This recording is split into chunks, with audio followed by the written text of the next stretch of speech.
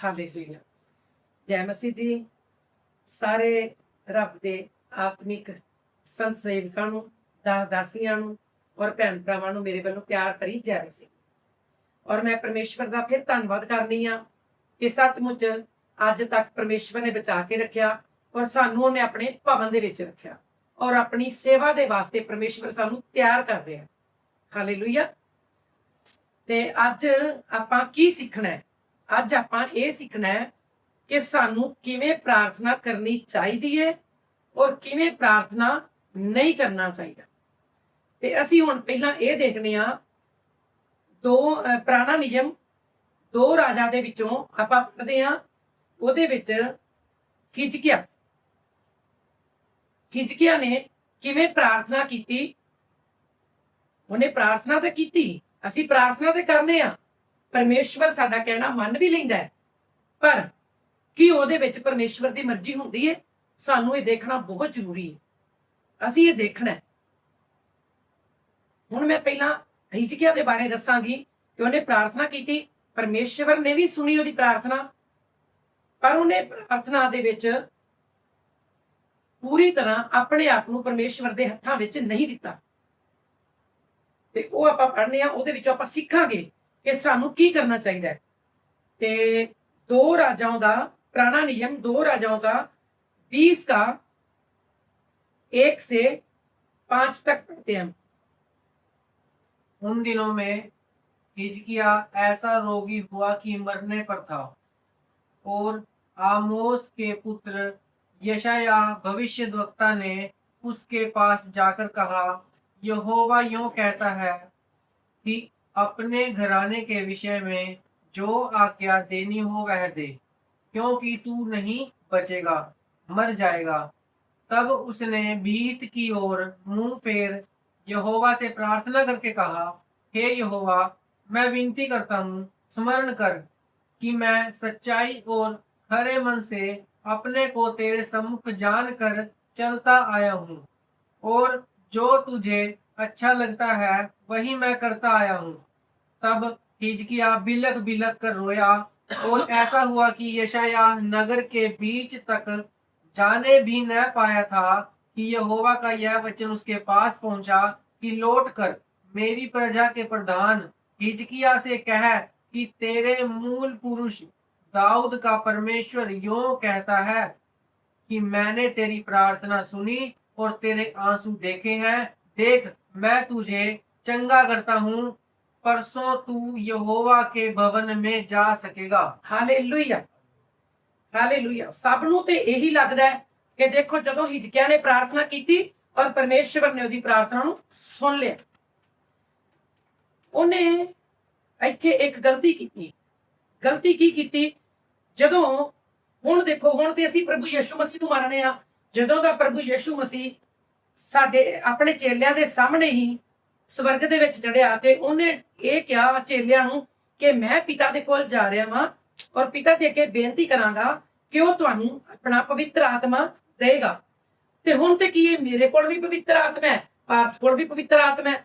ਹੁਣ ਤੇ ਜੋ ਪ੍ਰਭੂ ਯਿਸੂ ਮਸੀਹ ਉੱਤੇ ਵਿਸ਼ਵਾਸ ਕਰਦੇ ਨੇ ਉਹਨਾਂ ਸਾਰਿਆਂ ਦੇ ਕੋਲ ਹੀ ਪਵਿੱਤਰ ਆਤਮਾ ਹੈ। ਤੇ ਹੁਣ ਸਾਨੂੰ ਪਤਾ ਹੈ, ਸਾਡੇ ਨਾਲ ਜਦੋਂ ਪਰਮੇਸ਼ਵਰ ਗੱਲ ਕਰਦਾ ਹੈ ਸਾਨੂੰ ਸਭ ਪਤਾ ਹੁੰਦਾ ਹੈ। ਪਰ ਇੱਥੇ ਕੀ ਹੈ, ਇਹ ਪੁਰਾਣਾ ਨਿਯਮ ਹੈ। ਪੁਰਾਣੇ ਨਿਯਮ ਦੇ ਵਿੱਚ ਪਰਮੇਸ਼ਵਰ ਦਾ ਆਤਮਾ ਆਪਣੇ ਉਸ ਮਨੁੱਖਿਆਂ ਦੇ ਉੱਤੇ ਉਤਰਦਾ ਹੁੰਦਾ ਸੀ ਜਿਹੜਾ ਉਹਦੀ ਆਗਿਆ ਦੇ ਅਨੁਸਾਰ ਚੱਲਦਾ ਸੀ ਔਰ ਉਹਦੇ ਵਿੱਚ ਰਹਿੰਦਾ ਸੀ। ਹਰ ਟਾਈਮ ਉਹਦੇ ਵਿੱਚ ਰਹਿੰਦਾ ਸੀ ਔਰ ਉਹਦੀ ਹਰ ਆਗਿਆ ਦੇ ਅਨੁਸਾਰ ਚੱਲਦਾ ਸੀ। ਤੇ ਇੱਥੇ ਦਿਖਾਇਆ ਗਿਆ ਨਬੀ ਕੌਣ? ਯਸ਼ਾਇਆ ਦਿਖਾਇਆ ਗਿਆ। ਹੁਣ ਯਸ਼ਾਇਆ ਨੇ ਜਦੋਂ ਪਰਮੇਸ਼ਵਰ ਨੇ, ਹੁਣ ਅਸੀਂ ਮੂੰਹ ਦੇ ਵਿੱਚੋਂ ਓਨੀ ਦੇਰ ਨਹੀਂ ਬੋਲਦੇ ਜਿੰਨੀ ਦੇਰ ਸਾਨੂੰ ਪਵਿੱਤਰ ਆਤਮਾ ਨਹੀਂ ਸਿਖਾਉਂਦਾ। ਔਰ ਪਵਿੱਤਰ ਆਤਮਾ ਸਾਨੂੰ ਇਹੀ ਕਹਿੰਦਾ ਕਿ ਅਸ਼ੀਸ਼ ਹੀ ਦਵੋ। ਪਰ ਹੁਣ ਗੱਲ ਇਹ ਹੈ ਕਿ ਜਦੋਂ ਪਰਮੇਸ਼ਵਰ ਦਾ ਆਤਮਾ ਸਾਨੂੰ ਇਹ ਕਹਿੰਦਾ ਹੈ ਕਿ ਤੁਸੀਂ ਸਾਹਮਣੇ ਵਾਲੇ ਨੂੰ ਸਮਝਾਓ ਜਾਂ ਗੱਲਬਾਤ ਕਰੋ, ਤੇ ਸਾਨੂੰ ਸਮਝਾਉਣਾ ਵੀ ਪੈਂਦਾ ਹੈ। ਤੇ ਜਦੋਂ ਯਸ਼ਾਇਆ ਨੂੰ ਪਰਮੇਸ਼ਵਰ ਨੇ ਕਿਹਾ ਕਿ ਜਾ ਹਿਜਕੀਆ ਨੂੰ ਕਹਿ, ਕਿਉਂਕਿ ਉਹਦਾ ਵਕਤ ਪੂਰਾ ਹੋ ਗਿਆ, ਤੇ ਮੈਂ ਉਹਨੂੰ ਉਠਾ ਲੈ ਕੇ ਜਾਵਾਂਗਾ। ਇਹ ਤੇ ਹਿਜਕੀਆ ਨੂੰ ਤੇ ਪਰਮੇਸ਼ਵਰ ਦਾ ਧੰਨਵਾਦ ਕਰਨਾ ਚਾਹੀਦਾ ਸੀ, ਕਿਉਂਕਿ ਸਾਨੂੰ ਜਦੋਂ ਪਰਮੇਸ਼ਵਰ ਉਠਾਉਂਦਾ ਸਾਨੂੰ ਤੇ ਪਤਾ ਹੀ ਨਹੀਂ ਹੁੰਦਾ। ਅਸੀਂ ਤੇ ਆਪਣੀ ਜਾਇਦਾਦ ਵਗੈਰਾ ਸਾਰਾ ਕੁਝ ਕਿਸੇ ਦੇ ਨਾਮ ਕੀਤੀ ਨਹੀਂ ਹੁੰਦੀ। ਅਸੀਂ ਤੇ ਆਪਣੀਆਂ ਜ਼ਿੰਮੇਵਾਰੀਆਂ ਆਪਣੇ ਸਿਰ ਲਈਆਂ ਹੁੰਦੀਆਂ ਨੇ, ਆਪਣੇ ਬੱਚਿਆਂ ਨੂੰ ਸੌਂਪਿਆ ਹੀ ਨਹੀਂ ਹੁੰਦਾ ਕੁਝ ਵੀ। ਪਰ ਪਰਮੇਸ਼ਵਰ ਦਾ ਇੱਥੇ ਬਹੁਤ ਵੱਡਾ ਧੰਨਵਾਦ ਕਰਨਾ ਚਾਹੀਦਾ ਸੀ ਹਿਜਕਿਯਾ ਨੂੰ ਕਿ ਯਸ਼ਾਇਆ ਦੇ ਦੁਆਰਾ ਮੈਨੂੰ ਦੱਸ ਦਿੱਤਾ ਪਰਮੇਸ਼ਵਰ ਨੇ ਕਿ ਮੈਂ ਹੁਣ ਮਰਨ ਵਾਲਾ ਵਾਂ, ਮੈਂ ਮਰਨ ਵਾਲਾ ਵਾਂ ਤੇ ਮੈਂ ਆਪਣਾ ਸਾਰਾ ਕੁਝ ਆਪਣੇ ਬੱਚਿਆਂ ਨੂੰ ਸੌਂਪਦਾ। ਪਰ ਉਹ ਰੋਇਆ। ਉਹਨੇ ਕੀ ਕੀਤਾ? ਉਹ ਰੋਇਆ ਵੀ ਔਰ ਨਾਲ ਉਹਨੇ ਇਹ ਗੱਲ ਕਹੀ ਕਿ ਮੈਂ ਬੇਨਤੀ ਕਰਤਾ ਹੂੰ ਸਮਰਨ ਕਰ। ਕੀ ਪਰਮੇਸ਼ਵਰ ਨੂੰ ਨਹੀਂ ਪਤਾ ਕਿ ਤੂੰ ਸੱਚਾ ਔਰ ਵਫਾਦਾਰੀ ਦੇ ਨਾਲ ਚੱਲਦਾ ਰਿਹਾ? ਤੂੰ ਪਰਮੇਸ਼ਵਰ ਨੂੰ ਕਹਿ ਰਿਹਾ ਕਿ ਤੂੰ ਸਮਰਨ ਕਰ, ਤੂੰ ਯਾਦ ਕਰ कि मैं तेरे नाल सच्चे दिलों चलता रहा वां। लिखा है मैं विनती करता हूँ स्मरण कर कि मैं सच्चाई और खरे मन से अपने को तेरे सम्मुख जानकर चलता आया हूँ और जो तुझे अच्छा लगता है वही मैं करता आया हूँ। हाँ बिल्कुल करता आया, जो परमेश्वर ਨੂੰ अच्छा लगता सी ਉਹਨੇ ਉਹੀ ਕੀਤਾ। और परमेश्वर ਨੂੰ ਇਸ ਗੱਲ ਦਾ ਪਤਾ ਸੀ। ਅਸੀਂ ਪਰਮੇਸ਼ਵਰ ਨੂੰ ਇਹ ਨਹੀਂ ਕਹਿ ਸਕਦੇ कि हाँ प्रभु मैं सच्चे दिल नाल करदी आई हां ते हुण तू मेरी 50 साल की जगह 100 साल जिंदा रख। ਅਸੀਂ ਇਹ ਨਹੀਂ ਕਹਿ ਸਕਦੇ। ਅਸੀਂ ਇਹੀ ਕਹਿਣਾ ਹੁੰਦਾ ਹੈ ਕਿ ਪਰਮੇਸ਼ਵਰ ਜਿਵੇਂ ਤੇਰੀ ਇੱਛਾ ਹੈ ਉਹ ਪੂਰੀ ਕਰ। ਹਾਂ ਮੇਰੀ ਇਹ ਹੈਗੀ ਮਰਜ਼ੀ, ਪ੍ਰਭੂ ਮੇਰੀ ਮਰਜ਼ੀ ਹੈਗੀ ਏ ਮੇਰੇ ਬੱਚੇ ਪੜ੍ਹਨ ਲਿਖਣ ਸੈੱਟ ਹੋਣ ਜਾਂ ਕਈ ਚੀਜ਼ਾਂ ਹੁੰਦੀਆਂ ਨੇ ਹਨਾ। ਪਰ ਸਾਨੂੰ ਇੱਥੇ ਇਸ ਤਰੀਕੇ ਦੀ ਪ੍ਰਾਰਥਨਾ ਨਹੀਂ ਕਰਨੀ ਚਾਹੀਦੀ ਜੋ ਇਹਨੇ ਕੀਤੀ। ਜਦੋਂ ਪਰਮੇਸ਼ਵਰ ਦਾ ਬੁਲਾਵਾ ਆ ਹੀ ਗਿਆ ਸੀ ਤੇ ਉਹਨੂੰ ਕਹਿਣਾ ਸੀ ਠੀਕ ਹੈ ਪ੍ਰਭੂ ਮੈਂ ਤਿਆਰ ਹਾਂ, ਪਰ ਉਹ ਇਹ ਤਿਆਰ ਨਹੀਂ ਹੋਇਆ।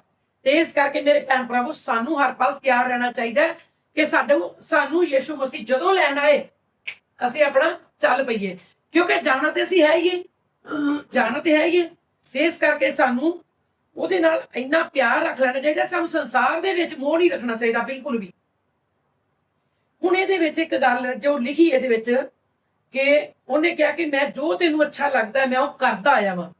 ਇਹ ਆਪਾਂ ਪੜ੍ਹਨੇ ਆ 2 ਰਾਜਾਵਾਂ ਦਾ, ਪਿੱਛੇ ਜਾਂਦੇ ਆ 18 ਦੇ ਵਿੱਚ। 18 ਦੇ ਆਪਾਂ 4 और 6 तक पढ़ने आप।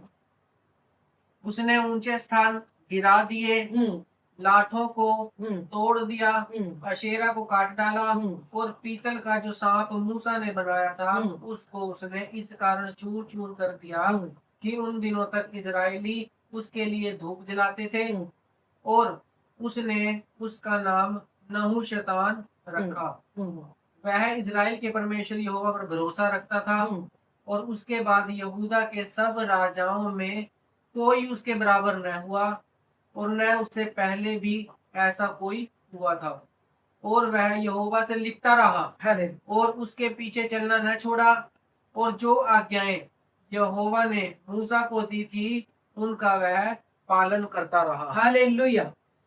देखो काम तो उन्हें बहुत अच्छे कीते ने भी, जो ਉਹਦੇ ਪੁਰਖਾਵਾਂ ਨੇ ਜੋ ਬਣਾਈਆਂ ਹੋਈਆਂ ਸੀ ਉੱਚੇ ਉੱਚੇ ਸਥਾਨਾਂ ਦੇ ਉੱਤੇ ਪੂਜਾ ਕਰਨ ਵਾਸਤੇ ਚੀਜ਼ਾਂ, ਉਹਨੇ ਸਾਰੀਆਂ ਤੋੜ ਦਿੱਤੀਆਂ। ਤੋੜ ਕੇ ਉਹ ਕਿਹਦੇ ਨਾਲ ਲਿਪਟਿਆ ਰਿਹਾ? ਪਰਮੇਸ਼ਵਰ ਦੇ ਨਾਲ। ਪਰਮੇਸ਼ਵਰ ਨਾਲ ਲਿਪਟਿਆ ਰਿਹਾ ਔਰ ਪਰਮੇਸ਼ਵਰ ਨੇ ਵੀ ਕੀ ਕੀਤਾ? ਪਰਮੇਸ਼ਵਰ ਵੀ ਉਹਦੇ ਨਾਲ ਰਿਹਾ ਔਰ ਸਾਰਿਆਂ ਰਾਜਿਆਂ ਦੇ ਵਿੱਚੋਂ ਉਹਦੇ ਵਰਗਾ ਕੋਈ ਨਹੀਂ ਸੀ। लिखे ना सब राजाओं में से कोई उसके बराबर ना हुआ। क्योंकि उन्हें सारियां जो चीजां सन जो परमेश्वर तो दूर कर रही सन उन्होंने चीजां। उच्चे स्थान का मतलब की है इत्थे आत्मिक अर्थ है उच्चे स्थान का मतलब कि जे मैं परमेश्वर तो ज्यादा अपने बेटे नूं चाहां, परमेश्वर तो ज्यादा मैं अपनी भैन नूं चाहां, परमेश्वर तो ज्यादा मैं किसी होर चीज नूं चाहां, वो मेरे वास्ते उच्चा स्थान है ਤੇ ਉਹ ਸਾਨੂੰ ਗਿਰਾ ਦੇਣੇ ਚਾਹੀਦੇ। ਹਾਲੇਲੂਇਆ।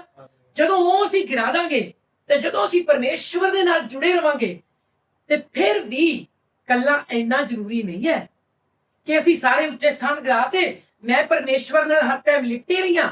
ਤੇ ਲਿਪਟਣ ਦਾ ਮਤਲਬ ਤਾਂ ਏ, ਲਿਪਟਣ ਦਾ ਫਾਇਦਾ ਤੇ ਤਾਂ ਏ ਫਿਰ ਜੇ ਕਹਿੰਦਾ ਆ ਜਾ ਤੇ ਫਿਰ ਚੱਲ।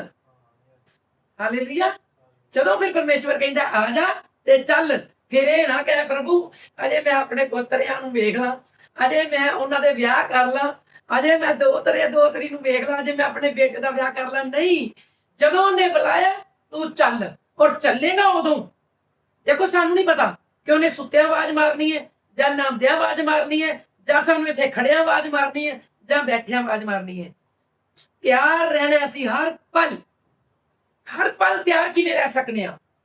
ਅਸੀਂ ਤਿਆਰ ਹਰ ਪਲ ਤਾਂ ਰਹਿ ਸਕਨੇ ਆ ਜੇ ਅਸੀਂ ਉਹਦੇ ਨਾਲ ਹਰ ਟਾਈਮ ਅੰਦਰੋਂ ਜੁੜੇ ਰਵਾਂਗੇ। ਤੇ ਉੱਪਰੋਂ ਨਹੀਂ ਲਿਪਟੇ ਰਹਿਣਾ। ਕੱਲਾ ਪ੍ਰਭੂ ਪ੍ਰਭੂ ਕਰਨ ਦੇ ਨਾਲ ਪ੍ਰਭੂ ਨਹੀਂ ਮਿਲਦਾ।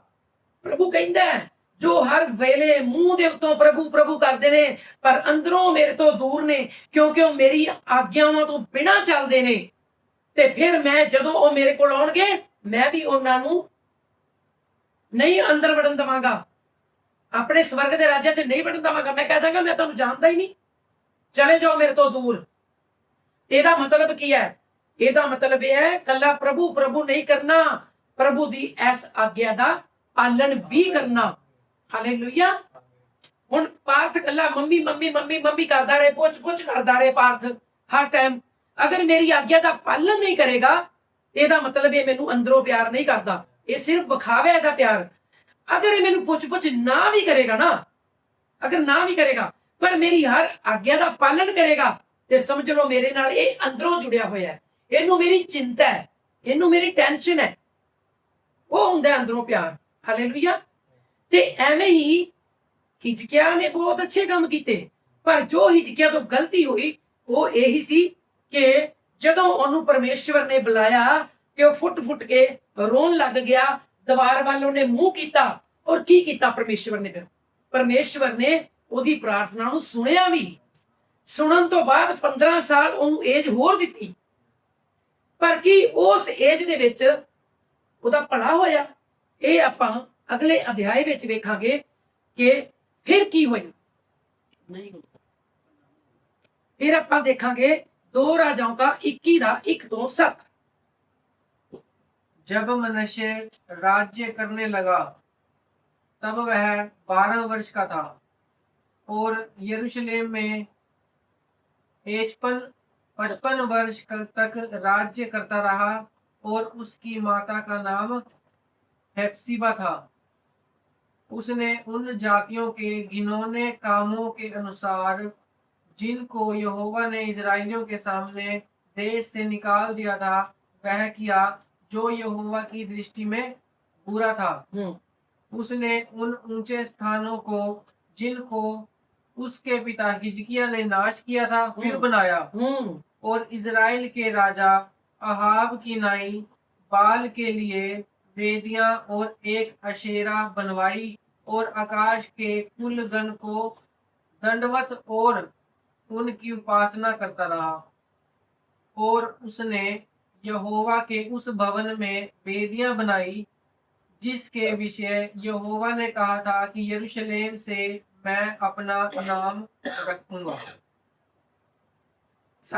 वरन यहोवा के भवन के दोनों आंगनों में भी उसने आकाश के कुल गण के लिए वेदियां बनाई। फिर उसने अपने बेटे को आग में होम करके चढ़ाया और शुभ अशुभ मुहूर्तों को मानता और टोना करता और ओझों और भूत सिद्धि वालों से व्यवहार करता था।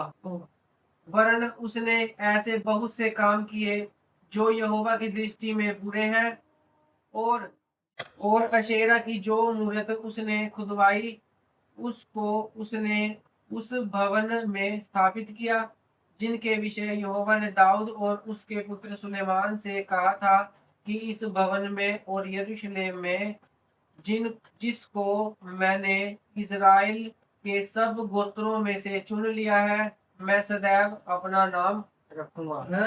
हालेलुया। देखो तुहानू मेरे ख्याल समझ आ चुकी होएगी भी उन्हें की कीता। जो हिजकिय्याह ने उच्चे स्थान गिराए सी, ਜਦੋਂ ਉਹਨੇ 15 ਸਾਲ ਏਜ ਮੰਗੀ ਉਸ ਏਜ ਦੇ ਦੌਰਾਨ ਹੀ ਇਹ ਬੇਟਾ ਹੋਇਆ ਉਹਦਾ ਮਨਸ਼ਸ਼ੇ। ਉਸ ਏਜ ਦੇ ਦੌਰਾਨ ਹੋਇਆ ਉਹਦਾ ਬੇਟਾ। ਔਰ ਉਸ ਬੇਟੇ ਨੇ ਇਹੋ ਜਿਹੇ ਬੁਰੇ ਬੁਰੇ ਕੰਮ ਕੀਤੇ ਜਿਹੜੇ ਉਹਨੂੰ ਨਹੀਂ ਕਰਨੇ ਚਾਹੀਦੇ ਸੀ। ਉਹਨੇ ਕੀ ਕੀਤਾ? ਜੋ ਉਹਦੇ ਪਿਤਾ ਨੇ ਉੱਚੇ ਸਥਾਨ ਗਰਾਏ ਸੀ ਉਹਨੇ ਦੁਬਾਰਾ ਬਣਾਤੇ। और अगे की लिखिया उसने ऊंचे स्थानों को जिनको उसके पिता हिजकिय्याह ने नष्ट किया था फिर बनाया, और इजराइल के राजा अहाब के समान बाल के लिए वेदियां और शेरा बनवाई, और आकाश के सारे गणों को दंडवत और उनकी उपासना करता रहा। हुण जो परमेश्वर ने गण बनाए ने, जो ग्रह बनाए ने परमेश्वर ਉਹਨਾਂ ਨੂੰ ਕਹਿੰਦਾ ਆਓ ਤੇ ਉਹ ਆਉਂਦੇ ਨੇ, ਉਹਨਾਂ ਨੂੰ ਕਹਿੰਦਾ ਜਾਓ ਤੇ ਉਹ ਜਾਂਦੇ ਨੇ। ਉਹ ਪਰਮੇਸ਼ਵਰ ਦਾ ਕਹਿਣਾ ਮੰਨਦੇ ਨੇ। ਉਹ ਪਰਮੇਸ਼ਵਰ ਦੇ ਹੱਥ ਵਿੱਚ ਹੈ। ਜਦੋਂ ਪਰਮੇਸ਼ਵਰ ਦੇ ਹੱਥ ਵਿੱਚ ਨੇ, ਜਦੋਂ ਜੱਜ ਹੀ ਸਾਡਾ ਹੋ ਜਾਏਗਾ ਤੇ ਸਾਰੇ ਸਾਡੇ ਨੇ। ਅਗਰ ਮੇਰਾ ਜੱਜ ਅਗਰ ਮੇਰਾ ਬਾਪ ਹੈ ਤੇ ਮੈਨੂੰ ਕਿਸੇ ਵਕੀਲ ਤੋਂ ਡਰਨ ਦੀ ਲੋੜ ਨਹੀਂ ਹੈ। ਤੇ ਜਦੋਂ ਅਸੀਂ ਪਰਮੇਸ਼ਵਰ ਦੇ ਅਧੀਨ ਹੋ ਜਾਾਂਗੇ ਤੇ ਸਾਨੂੰ ਕਿਸੇ ਵੀ ਗ੍ਰਹਿ ਤੋਂ ਡਰਨ ਦੀ ਲੋੜ ਨਹੀਂ ਹੈ, ਬਿਲਕੁਲ ਵੀ। ਹੁਣ ਜਿਵੇਂ ਮੈਂ ਪਹਿਲਾਂ ਜਦੋਂ ਨਹੀਂ ਸੀ ਯਿਸੂ ਮਸੀਹ ਨੂੰ ਜਾਣਦੀ ਤੇ ਉਦੋਂ ਮੈਂ ਸਭ ਕੁਝ ਕਰਦੀ ਸੀ। ਉਦੋਂ ਮੈਂ ਪਾਰ ਦਾ ਟੇਵਾ ਵੀ ਵਿਖਾਇਆ, ਆਪਣਾ ਵੀ ਵਿਖਾਉਂਦੀ ਸੀ, ਸਭ ਕੁਝ ਕਰਦੀ ਸੀ, ਪਰ ਮੈਨੂੰ ਕਿਤੇ ਵੀ ਚੈਨ ਨਹੀਂ ਆਇਆ। ਮੈਂ ਫਿਰ ਵੀ ਭਟਕਦੀ ਰਹਿੰਦੀ ਸੀ। ਪਰ ਜਿੱਥੇ ਹੀ ਪ੍ਰਭੂ ਯਿਸੂ ਮਸੀਹ ਮੇਰੇ ਜੀਵਨ ਚ ਆਇਆ ਤੇ ਮੈਂ ਉਸੇ ਘੜੀ ਕੀ ਕੀਤਾ, ਹੌਲੀ ਹੌਲੀ ਮੈਨੂੰ ਪਰਮੇਸ਼ਵਰ ਨੇ ਜਿਵੇਂ ਜਿਵੇਂ ਮੈਨੂੰ ਸਮਝਾਇਆ ਮੈਂ ਉਵੇਂ ਉਵੇਂ ਕਰਦੀ ਰਹੀ। ਮੈਂ ਇਹਨਾਂ ਸਾਰੀਆਂ ਚੀਜ਼ਾਂ ਦੇ ਵਿੱਚੋਂ ਨਿਕਲ ਆਈ। ਸਿੱਧਾ ਡਾਇਰੈਕਟ ਹੀ ਪਰਮੇਸ਼ਵਰ ਦੇ ਨਾਲ ਜੁੜ ਜਾਾਂਗੇ ਤੇ ਸੱਚਮੁੱਚ ਅਸੀਂ ਅਨੰਤ ਜੀਵਨ ਪਾਵਾਂਗੇ, ਔਰ ਸਾਡੇ ਅੱਗੇ ਚਾਨਣ ਹੀ ਚਾਨਣ ਹੋਏਗਾ। ਸਾਨੂੰ ਮੰਜ਼ਿਲ ਦਾ ਪਤਾ ਹੋਏਗਾ। ਅਸੀਂ ਬਿਲਕੁਲ ਇੱਕੋ ਕਿਸ਼ਤੀ ਵਿੱਚ ਤਿਆਰ ਹੋਵਾਂਗੇ। ਸਾਡੇ ਫਿਰ ਪੈਰ ਦੋ ਕਿਸ਼ਤੀਆਂ 'ਚ ਨਹੀਂ ਹੈਗੇ ਜਾਂ ਚਾਰ ਕਿਸ਼ਤੀਆਂ ਵਿੱਚ ਨਹੀਂ ਹੈਗੇ। ਵੀ ਇਹ ਨਹੀਂ ਹੈਗਾ ਫਿਰ ਦੋ ਕਿਸ਼ਤੀਆਂ ਵਿੱਚ ਸਾਡੇ ਹੱਥ ਹੋਣ ਤੇ ਦੋ 'ਚ ਪੈਰ ਹੋਣ, ਨਹੀਂ। ਅਸੀਂ ਇੱਕੋ ਕਿਸ਼ਤੀ ਵਿੱਚ ਹੀ ਸਵਾਰ ਹੋਵਾਂਗੇ ਫਿਰ। ਤੇ ਹੁਣ ਇੱਥੇ ਕੀ ਕੀਤਾ ਉਹਨੇ?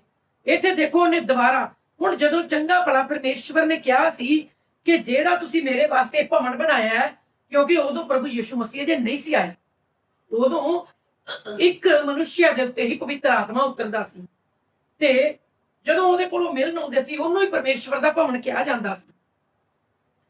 ਤੇ ਉਹਦੇ ਵਿੱਚ ਜਦੋਂ ਪਰਮੇਸ਼ਵਰ ਦੇ ਵਚਨ ਦਾ ਇੱਕ ਵਚਨ ਰੱਖਿਆ ਹੋਇਆ ਸੀ ਜਿਹੜਾ ਪਰਮੇਸ਼ਵਰ ਨੇ ਮੂਸਾ ਨੂੰ ਦਿੱਤਾ ਸੀ, ਉਹ ਵਚਨ ਰੱਖਿਆ ਹੋਇਆ ਸੀ ਸੰਦੂਕ ਦੇ ਵਿੱਚ।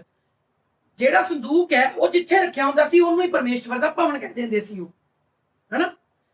ਤੇ ਜਦੋਂ ਉਹਨਾਂ ਨੇ ਪਰਮੇਸ਼ਵਰ ਨੇ ਕਿਹਾ ਸੀ ਕਿ ਮੇਰੇ ਤੋਂ ਇਲਾਵਾ, ਮੇਰੇ ਵਚਨ ਤੋਂ ਇਲਾਵਾ ਇੱਥੇ ਹੋਰ ਕੁਝ ਨਹੀਂ ਹੋਣਾ ਚਾਹੀਦਾ, ਤੇ ਉਹਨੇ ਕੀ ਕੀਤਾ? ਉਹਨੇ ਫਿਰ आकाश के सारे गणों के लिए वेदियां बनाई। तारा, चंद्रमा, फलाना, टिंगड़ा, ये वो हर एक दी वेदी अलग अलग बनाती। फिर उन्हें की किया? फिर उसने अपने बेटे को आग में होम करके चढ़ाया। देखो, ਧੀਆਂ ਪੁੱਤਰ जो परमेश्वर एक उपहार के रूप में सानू दिंदा है, ਉਹਨੇ अपने बेटे ਨੂੰ ही ਅੱਗ ਦੇ ਵਿੱਚ ਹੋਮ ਕਰਕੇ ਚੜਾਇਆ, ਹਵਨ ਕੀਤਾ। ਉਹਨੇ अपने बेटे ਨੂੰ ਹੀ ਉਹਦੇ ਵਿੱਚ ਪਾ ਦਿੱਤਾ। कितना ਵੱਡਾ गलत काम किया ਉਹਨੇ। और लिखा, और अशुभ अशुभ मुहूर्तों को मानता। प्रभु ਨੂੰ, परमेश्वर ਨੂੰ ਇਹ भी सही नहीं लगता कि ਅਸੀਂ शुभ और अशुभ मुहूर्त देखिए, क्योंकि परमेश्वर कहता मैं सब कुछ बनाया ਤੇ ਤੁਹਾਡੇ ਵਾਸਤੇ ਕੁਝ ਵੀ ਅਸ਼ੁਭ ਨਹੀਂ। ਬਸ ਸਿਰਫ ਤੁਹਾਡੇ ਵਾਸਤੇ ਅਸ਼ੁਭ ਕੀ ਹੈ?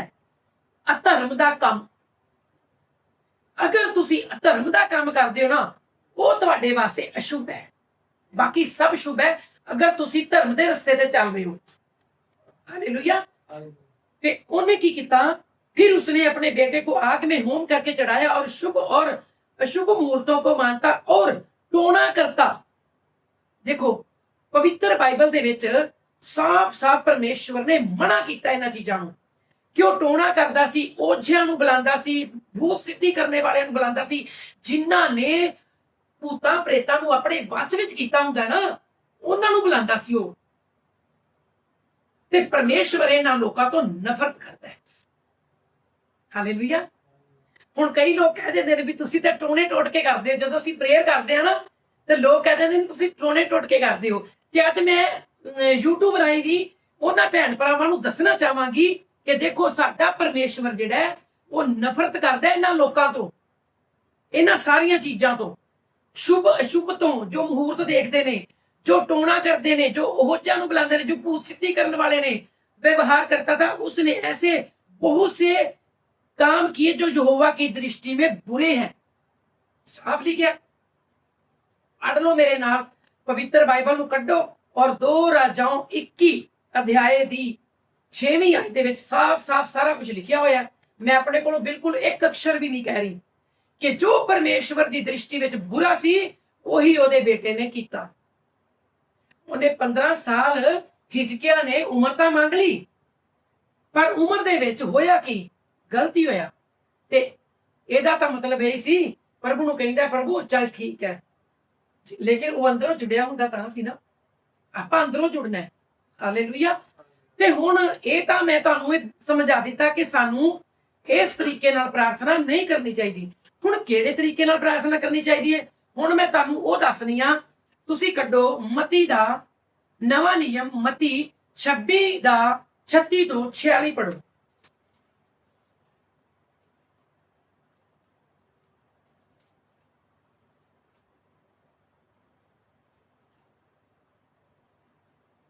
तब यीशु अपने चेलों के साथ गतसमनी नाम एक स्थान में आया और अपने चेलों से कहने लगा कि यहीं बैठे रहना जब तक कि मैं वहां जाकर प्रार्थना करूं। और वह पतरस और जबदी के दोनों पुत्रों को साथ ले गया और उदास और व्याकुल होने लगा। तब उसने उनसे कहा, मेरा जी बहुत उदास है, यहाँ तक कि मेरे प्राण निकलना चाहते हैं। तुम यहीं ठहरो और मेरे साथ जागते रहो। फिर वह थोड़ा और आगे बढ़कर मुंह के बल गिरा और यह प्रार्थना करने लगा कि हे मेरे पिता, यदि हो सके तो यह कटोरा मुझसे टल जाए, तो भी जैसा मैं चाहता हूँ वैसा नहीं, परंतु जैसा तू चाहता है वैसा ही हो। फिर चेलों के पास आकर उन्हें सोते पाया और पतरस से कहा, क्या तुम मेरे साथ एक घड़ी भी जाग न सके?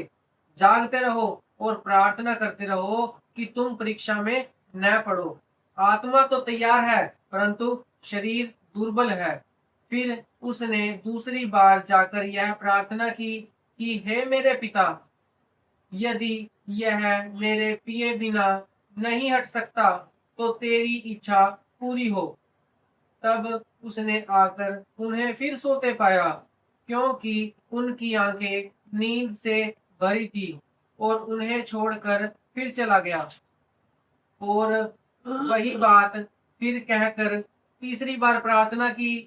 तब उसने चेलों के पास आकर उनसे कहा, अब सोते रहो और विश्राम करो। देखो घड़ी आ पहुंची है और मनुष्य का पुत्र पापियों के हाथ पकड़वाया जाता है। उठो चले, देखो मेरा पकड़वाने वाला निकट आ पहुंचा है। ਹਾਲੇਲੂਇਆ। ਦੇਖੋ ਹੁਣ ਇੱਥੇ ਪ੍ਰਭੂ ਯਿਸੂ ਮਸੀਹ ਨੂੰ ਸਭ ਕੁਝ ਪਤਾ ਸੀ ਕਿ ਮੇਰੇ ਨਾਲ ਹੁਣ ਕੀ ਹੋਣ ਵਾਲਾ ਹੈ। ਯਿਸੂ ਮਸੀਹ ਨੂੰ ਪਤਾ ਸੀ ਕਿ ਮੈਂ ਜਗਤ ਦੇ ਵਾਸਤੇ ਆਪਣੇ ਪਿਤਾ ਦੇ ਕੋਲੋਂ ਜੋ ਆਇਆ ਵਾਂ, ਮੇਰੇ ਪਿਤਾ ਨੇ ਮੈਨੂੰ ਜਗਤ ਦੇ ਵਿੱਚ ਭੇਜਿਆ ਹੈ ਤੇ ਉਹਨੇ ਮੈਨੂੰ ਕਰੂਸ ਦੇ ਉੱਤੇ ਚੜਾਉਣ ਵਾਸਤੇ ਭੇਜਿਆ, ਮੈਨੂੰ ਕੁਰਬਾਨ ਹੋਣ ਵਾਸਤੇ ਭੇਜਿਆ। ਪਤਾ ਸੀ ਸਭ ਯਿਸੂ ਨੂੰ। ਹੁਣ ਯਿਸੂ ਜੋ ਇੱਥੇ ਪ੍ਰਾਰਥਨਾ ਕਰ ਰਿਹਾ ਹੈ, ਉਹ ਕੀ ਕਹਿ ਰਿਹਾ ਕਿ ਹੋ ਸਕੇ ਤੇ ਇਹ ਕਟੋਰਾ ਟਲ ਜਾਏ। ਪ੍ਰਭੂ ਜੋ ਤੂੰ ਮੈਨੂੰ ਪਿਲਾਉਣ ਵਾਲਾ ਨਾ, ਮੈਂ ਕਹਿੰਦਾ ਵਾਂ ਇਹ ਕਟੋਰਾ ਟਲ ਜਾਏ, ਪਰ ਫਿਰ ਵੀ ਮੇਰੀ ਨਹੀਂ ਤੇਰੀ ਇੱਛਾ ਪੂਰੀ ਹੋਏ। ਕਟੋਰਾ ਕਿਹੜਾ? ਪ੍ਰਭੂ ਇਹ ਨਹੀਂ ਸੀ ਕਹਿ ਰਿਹਾ ਕਿ ਮੈਨੂੰ ਕਰੂਸ ਤੇ ਨਾ ਚੜਾ। ਪ੍ਰਭੂ ਇਹ ਬਿਲਕੁਲ ਨਹੀਂ ਸੀ ਕਹਿ ਰਿਹਾ ਕਿ ਮੈਨੂੰ ਕਰੂਸ ਤੇ ਨਾ ਚੜਾ। ਪ੍ਰਭੂ ਦਾ ਕਹਿਣ ਦਾ ਮਤਲਬ ਇਹ ਸੀ ਕਿ ਪ੍ਰਭੂ ਜੋ ਤੂੰ ਹੁਣ, ਜਦੋਂ ਮੈਂ ਸਾਰੇ ਜਗਤ ਦਾ ਪਾਪ ਆਪਣੇ ਮੋਢਿਆਂ ਤੇ ਚੱਕਾਂਗਾ ਤੇ ਤੂੰ ਮੇਰੇ ਵੱਲੋਂ ਅੱਖਾਂ ਮੋੜ ਲੇਗਾ, ਕਿਉਂਕਿ ਤੂੰ ਪਾਪ ਵੱਲ ਮੂੰਹ ਨਹੀਂ ਕਰ ਸਕਦਾ। ਸਿਰਫ ਯਿਸੂ ਨੂੰ ਇਹ ਡਰ ਸੀ ਕਿ ਹਾਏ ਮੇਰਾ ਪਿਤਾ ਹੁਣ ਮੇਰੇ ਵੱਲੋਂ ਮੂੰਹ ਮੋੜ ਲੇਗਾ, ਕਿਉਂਕਿ ਉਹ ਮਨੁੱਖਿਆ ਬਣ ਕੇ ਆਇਆ ਸੀ ਨਾ। ਤੇ ਉਹਨੂੰ ਇਹ ਬਿਲਕੁਲ ਡਰ ਨਹੀਂ ਸੀ ਕਿ ਮੈਨੂੰ ਹੁਣ ਕਰੂਸ ਤੇ ਚੜਾਇਆ ਜਾਏਗਾ, ਕੋੜੇ ਵੱਜਣਗੇ। ਬਿਲਕੁਲ ਡਰਦਾ ਨਹੀਂ ਸੀ ਪਿਆ, ਕਿਉਂਕਿ ਉਹਨੂੰ ਪਤਾ ਸੀ ਮੈਂ ਚੜਨ ਆਇਆ ਵਾਂ। ਸਿਰਫ ਇੱਕੋ ਗੱਲ ਦਾ ਡਰ ਸੀ ਕਿ ਮੇਰਾ ਪਿਤਾ ਮੇਰੇ ਤੋਂ ਮੁੱਖ ਫੇਰ ਲੇਗਾ ਥੋੜੀ ਦੇਰ ਵਾਸਤੇ, ਕਿਉਂਕਿ ਮੈਂ ਸਾਰੇ ਜਗਤ ਦਾ ਪਾਪ ਆਪਣੇ ਮੋਢਿਆਂ ਤੇ ਚੁੱਕ ਲਾਂਗਾ। ਇਸ ਕਰਕੇ ਉਹ ਬਾਰ-ਬਾਰ ਕਹਿ ਰਿਹਾ ਸੀ, हे ਪਿਤਾ ਹੋ ਸਕੇ ਤੂੰ ਮੇਰੇ ਵਾਲੀ ਮੂੰਹ ਰੱਖੀ, ਪਰ ਫਿਰ ਵੀ ਪ੍ਰਭੂ ਮੇਰੀ ਨਹੀਂ ਤੇਰੀ ਇੱਛਾ ਪੂਰੀ ਹੋਏ। ਦੇਖੋ ਪ੍ਰਭੂ ਯਿਸੂ ਮਸੀਹ ਨੇ ਸਾਡੇ ਵਾਸਤੇ ਉਹ ਗਰੀਬ ਬਣ ਗਿਆ, ਸਾਡੇ ਵਾਸਤੇ ਉਹ ਦਾਸ ਬਣ ਗਿਆ, ਇੱਕ ਨੌਕਰ ਬਣ ਗਿਆ ਸਾਡੇ ਵਾਸਤੇ ਉਹਨੇ ਕਰੂਸ ਚੱਕ ਲਿਆ, ਸਾਡੇ ਵਾਸਤੇ ਉਹਨੇ ਕੰਡਿਆਂ ਦਾ ਤਾਜ ਪਾਇਆ, ਸਾਡੇ ਵਾਸਤੇ ਉਹਨੇ ਹੱਥਾਂ ਵਿੱਚ ਕਿੱਲ ਠੁਕਵਾਏ, ਸਾਡੇ ਵਾਸਤੇ ਉਹਨੇ ਵੱਖੀ ਵਿੱਚ ਨੇਜਾ ਖਾਧਾ, ਸਾਡੇ ਵਾਸਤੇ ਉਹਨੇ ਸਾਰਾ ਖੂਨ ਬਹਾ ਦਿੱਤਾ। ਕਿਹਦੇ ਵਾਸਤੇ? ਸਾਡੇ ਵਾਸਤੇ। ਉਹ ਸਾਰਾ ਕੁਝ ਕਰਨ ਨੂੰ ਤਿਆਰ ਸੀ ਕਿਉਂਕਿ ਉਹ ਪਿਤਾ ਦੀ ਆਗਿਆ ਦਾ ਪਾਲਣ ਕਰਨ ਹੀ ਆਇਆ ਸੀ। ਉਹਨੂੰ ਪਤਾ ਸੀ ਮੇਰੇ ਪਿਤਾ ਦੀ ਆਗਿਆ ਹੈ, ਔਰ ਯਿਸੂ ਮਸੀਹ ਬਹੁਤ ਪਿਆਰ ਕਰਦਾ ਸੀ ਪਿਤਾ ਨੂੰ। ਉਹਨੇ ਕਹਿਣਾ ਮੰਨਣਾ ਹੀ ਸੀ, ਉਹਦੀ ਆਗਿਆ ਦਾ ਪਾਲਣ ਕਰਨਾ ਹੀ ਸੀ, ਪਰ ਕਿਤੇ ਨਾ ਕਿਤੇ ਉਹਨੂੰ ਇੱਕ ਡਰ ਸੀ ਕਿ हे ਪਿਤਾ ਤੂੰ ਮੇਰੇ ਤੋਂ ਦੂਰ ਨਾ ਹੋਈ, ਪਿਤਾ ਤੂੰ ਮੇਰੇ ਵੱਲ ਨੂੰ ਪਿੱਠ ਨਾ ਕਰ ਲਈ। ਇਸ ਕਰਕੇ ਉਹ ਬਾਰ-ਬਾਰ ਉਹਨੇ ਪ੍ਰਾਰਥਨਾ ਕੀਤੀ। ਉਹਨੇ ਇੱਕ ਵਾਰੀ ਨਹੀਂ ਕੀਤੀ, ਉਹਨੇ ਬਾਰ-ਬਾਰ ਕੀਤੀ। ਉਹਨੇ ਇੱਕ ਵਾਰੀ ਕੀਤੀ, ਫਿਰ ਦੂਜੀ ਵਾਰੀ ਕੀਤੀ, ਫਿਰ ਤੀਜੀ ਵਾਰੀ ਵੀ ਕੀਤੀ। ਉਹਨੂੰ ਸਭ ਪਤਾ ਸੀ ਕਿ ਮੇਰੇ ਨਾਲ ਇਹ ਹੋਣਾ ਹੈ ਸਾਰਾ ਕੁਝ। ਸਿਰਫ ਇੱਕੋ ਗੱਲ ਦਾ ਡਰ ਸੀ ਕਿ ਪ੍ਰਭੂ ਤੂੰ ਮੇਰੇ ਤੋਂ ਮੁੱਖ ਨਾ ਮੋੜੀ। ਉਹਨੂੰ ਪਤਾ ਸੀ ਮੈਂ ਪਿਤਾ ਕਰਕੇ ਹੀ ਆ ਸਾਰਾ ਕੁਝ, ਮੈਂ ਪਿਤਾ ਵਿੱਚ ਹਾਂ, ਪਿਤਾ ਮੇਰੇ ਵਿੱਚ ਹੈ, ਪਰ ਜਦੋਂ ਮੇਰੇ ਅੰਦਰੋਂ ਪਿਤਾ ਮਾੜਾ ਜਿਹਾ ਦੂਰ ਹੋਏਗਾ ਤੇ ਮੇਰਾ ਕੀ ਹੋਏਗਾ। ਉਹਨੂੰ ਪਤਾ ਸੀ ਸਾਰਾ।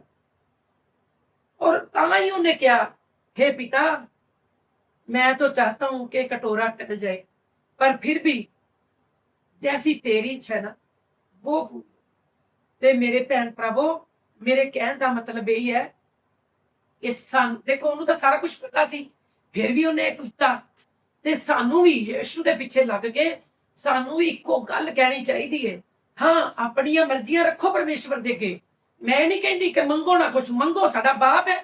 ਅਗਰ ਅਸੀਂ ਉਹਦੇ ਕੋਲੋਂ ਨਹੀਂ ਮੰਗਾਂਗੇ ਤੇ ਹੋਰ ਕਿੱਥੋਂ ਮੰਗਾਂਗੇ? ਉਹ ਸਾਡਾ ਰਾਜਾ ਦਾ ਰਾਜਾ ਹੈ, ਸਾਡਾ ਬਾਪ ਹੈ। ਅਗਰ ਅਸੀਂ ਆਪਣੇ ਬਾਪ ਕੋਲੋਂ ਨਹੀਂ ਮੰਗਾਂਗੇ ਤੇ ਕਿਹਦੇ ਕੋਲੋਂ ਮੰਗਾਂਗੇ? ਮੰਗ ਕੇ ਇਹੀ ਕਹਿਣਾ ਹੈ ਪ੍ਰਭੂ ਫਿਰ ਵੀ ਮੇਰੀ ਨਹੀਂ ਤੇਰੀ ਇੱਛਾ ਪੂਰੀ ਹੋਏ। ਆਮੇਨ। ਪ੍ਰਭੂ ਮੈਂ ਚਾਹੁੰਦੀ ਹਾਂ ਕਿ ਅੱਜ ਹੀ ਮੈਨੂੰ ਰਾਜਪਾਟ ਮਿਲ ਜੇ। ਇਹ ਕਹਿ ਦੋ ਪ੍ਰਭੂ ਮੈਂ ਚਾਹੁੰਦੀ ਹਾਂ ਅੱਜ ਹੀ ਮੈਨੂੰ ਰਾਜਪਾਟ ਮਿਲ ਜੇ, ਪਰ ਫਿਰ ਵੀ ਪ੍ਰਭੂ ਮੇਰੀ ਨਹੀਂ ਤੇਰੀ ਇੱਛਾ ਪੂਰੀ ਹੋਏ। ਜੇ ਤੂੰ ਮੈਨੂੰ ਨੌਕਰ ਬਣਾਣਾ ਤੇ ਬਣਾ ਦੇ। ਹਾਲੇਲੂਇਆ। ਤੇ ਮੇਰੇ ਭੈਣ ਭਰਾਵੋ ਅੱਜ ਆਪਾਂ ਤੁਹਾਨੂੰ ਇਹ ਪ੍ਰਾਰਥਨਾ ਕਰਨੀ ਸਿਖਾਈਏ ਕਿ ਸਾਨੂੰ ਹਿਜਕਿਆ ਦੇ ਵਾਂਗੂ ਚੱਲਣਾ ਜ਼ਰੂਰ ਚਾਹੀਦਾ ਹੈ, ਕਿਉਂਕਿ ਉਹਨੇ ਕੀ ਕੀਤਾ? ਉੱਚੇ ਸਥਾਨ ਗਿਰਾ ਦਿੱਤੇ। ਪਰ ਸਾਨੂੰ ਅੱਧਾ ਅਧੂਰਾ ਨਹੀਂ ਚੱਲਣਾ ਚਾਹੀਦਾ। ਸਾਨੂੰ ਯਿਸੂ ਮਸੀਹ ਨੇ ਪੂਰਾ ਚੱਲ ਕੇ ਦਿਖਾਇਆ। ਤੇ ਸਾਨੂੰ ਬੇਸ਼ੱਕ ਨਬੀ ਬਹੁਤ ਸਾਰੇ ਹੋਏ ਨੇ ਇਸ ਪੁਸਤਕ ਦੇ ਵਿੱਚ, ਪਵਿੱਤਰ ਬਾਈਬਲ ਦੇ ਵਿੱਚ ਬਹੁਤ ਸਾਰੇ ਨਬੀ ਨੇ ਔਰ ਬਹੁਤ ਅੱਛਾ ਕੰਮ ਕੀਤਾ ਨਬੀਆਂ ਨੇ, ਰਾਜਿਆਂ ਨੇ ਵੀ ਅੱਛੇ ਕੰਮ ਕੀਤੇ ਨੇ। ਪਰ ਹਿਜਕਿਆ ਨੇ ਵੀ ਕੰਮ ਅੱਛਾ ਕੀਤਾ, ਲੇਕਿਨ ਜੋ ਕੰਮ ਪੂਰਾ ਕੀਤਾ ਨਾ ਉਹ ਪ੍ਰਭੂ ਯਿਸੂ ਮਸੀਹ ਨੇ ਕੀਤਾ। ਤੇ ਸਾਨੂੰ ਹਮੇਸ਼ਾ ਪਰਮੇਸ਼ਵਰ ਦੇ ਕੇ ਇਹੀ ਪ੍ਰਾਰਥਨਾ ਕਰਨੀ ਚਾਹੀਦੀ ਹੈ ਕਿ ਪ੍ਰਭੂ ਸਾਨੂੰ ਯਿਸੂ ਵਰਗਾ ਬਣਾ ਦੇ। ਸਾਨੂੰ ਹਰ ਦੁੱਖ ਦੀ ਘੜੀ ਦੇ ਵਿੱਚ ਇਹ ਮਨ ਦੇ ਵਿੱਚ ਸ਼ਾਂਤੀ ਬਣਾ ਕੇ ਰੱਖਣੀ ਚਾਹੀਦੀ ਹੈ, ਪ੍ਰਭੂ ਫਿਰ ਵੀ ਮੇਰੀ ਨਹੀਂ ਤੇਰੀ ਇੱਛਾ ਪੂਰੀ ਹੋਏ। ਹਾਲੇਲੂਇਆ। ਮੈਂ ਧੰਨਵਾਦ ਕਰਨੀ ਆ ਪਿਤਾ ਪਰਮੇਸ਼ਵਰ ਦੇ ਅੱਗੇ ਇਹਨਾਂ ਵਚਨਾਂ ਦੇ ਵਾਸਤੇ। ਸੱਚਮੁੱਚ ਮੇਰੇ ਪਿਤਾ ਪਰਮੇਸ਼ਵਰ ਜੋ ਵੀ ਤੁਸੀਂ ਅੱਜ ਸਾਨੂੰ ਸਿਖਾਇਆ ਕਿ ਸਾਨੂੰ ਪ੍ਰਾਰਥਨਾ ਕਿਵੇਂ ਦੀ ਨਹੀਂ ਕਰਨੀ ਚਾਹੀਦੀ ਔਰ ਕਿਵੇਂ ਦੀ ਕਰਨੀ ਚਾਹੀਦੀ ਹੈ। ਸਾਨੂੰ ਪਰਮੇਸ਼ਵਰ ਤੋਂ ਮੰਗਣਾ ਸਭ ਕੁਝ ਚਾਹੀਦਾ ਹੈ। ਮੰਗੋ, ਜੋ ਮੰਗਣਾ ਮੰਗੋ। ਅਸੀਂ ਆਪਣੇ ਬਾਪ ਕੋਲੋਂ ਨਹੀਂ ਮੰਗਾਂਗੇ ਤੇ ਕਿਹਦੇ ਕੋਲੋਂ ਮੰਗਾਂਗੇ? ਪਰ ਸਾਨੂੰ ਪਰਮੇਸ਼ਵਰ ਦੇ ਅੱਗੇ ਕਦੀ ਜਿੱਦ ਨਹੀਂ ਕਰਨੀ ਚਾਹੀਦੀ ਕਿ ਪ੍ਰਭੂ ਨਹੀਂ ਸਿਰਫ ਤੇਰੀ ਨਹੀਂ ਮੈਨੂੰ ਮੇਰੀ ਤੇ ਮੇਰੀ ਹੀ ਮਰਜ਼ੀ ਪੂਰੀ ਕਰ, ਵੀ ਮੈਨੂੰ ਤੇਰਾ ਨਹੀਂ ਪਤਾ।